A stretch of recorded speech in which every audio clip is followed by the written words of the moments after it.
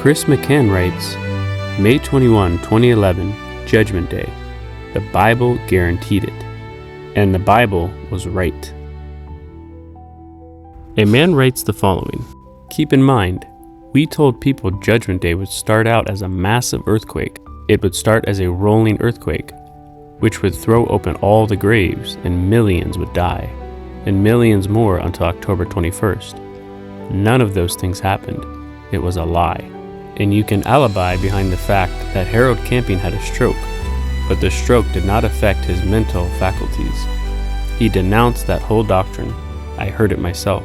Camping repeated, "It's time to admit we were nothing but false prophets, and not to mention, we weren't saying it was spiritual at the time." Chris McCann, no matter how you explain it, none of those prophecies came true. Chris responds, "We were incorrect about the nature of the great earthquake, physical rather than spiritual. But the big thing we were absolutely right about, and this is the biggest of all possible things to get correct, which was that God completed his salvation program and shut the door of heaven on that date, thereby bringing Judgment Day to pass. Huge thing to have gotten right. God's elect have gone back to the Bible to correct the details, again, spiritual rather than physical, nature of judgment, 5 months as figurative time, but the main thing we got right, and that was necessary to get right because God required there to be a certain sound blown on the trumpet in order that preparation be made for the battle of Judgment Day. 1 Corinthians 14:8, For if the trumpet give an uncertain sound, who shall prepare himself to the battle? Amos 4:12, Therefore thus will I do unto thee, O Israel, and because I will do this unto thee, prepare to meet thy God, O Israel.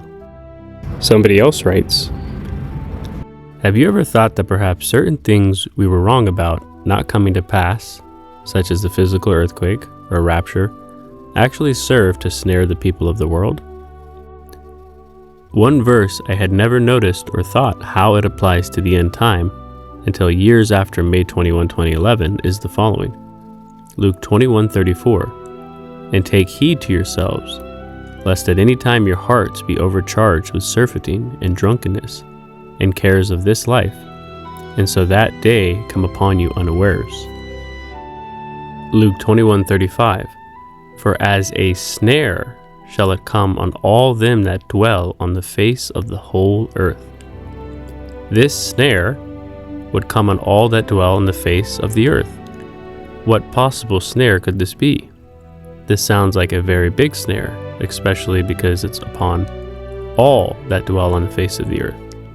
Then we read, Jeremiah 50:24, I have laid a snare for thee, and thou art also taken, O Babylon, and thou wast not aware. Thou art found and also caught, because thou hast striven against Jehovah. God laid a snare for Babylon, this world, and it was such a great snare that many former Family Radio listeners to this day were caught by the snare. It actually says, Thou wast not aware. Even now, as we show you these verses, you still remain snared by it, and will continue to be snared, unless God gives you eyes of understanding.